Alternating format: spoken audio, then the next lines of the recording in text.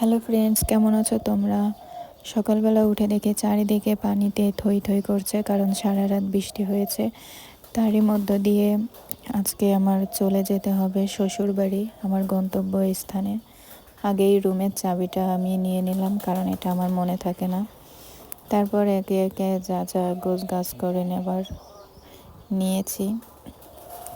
আজকে আমার ছোট ভাই আমাকে এগিয়ে দিতে যাবে। ওই আমাকে সব সময় নেওয়া আনা করে। আগে আমরা বাসেই যেতাম, কিন্তু এখন ছোট ভাইয়ের লাইসেন্স হয়ে গিয়েছে, যার কারণে এখন আমরা বাইকেই যাওয়া আসা করি। ও আমাকে এগিয়ে দিয়ে আবার চলে আসলাম এটিএম বুথের সামনে টাকা তুলতে।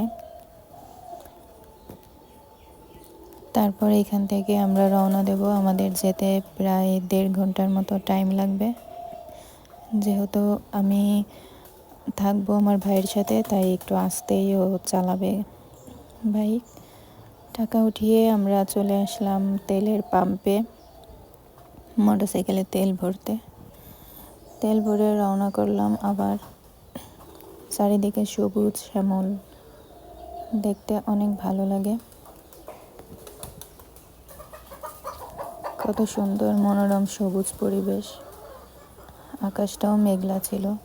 পৌঁছে গেলাম আমার শ্বশুর বাড়ি। এখান থেকে ফল ফ্রুট নিয়ে নিলাম যা যা নেব।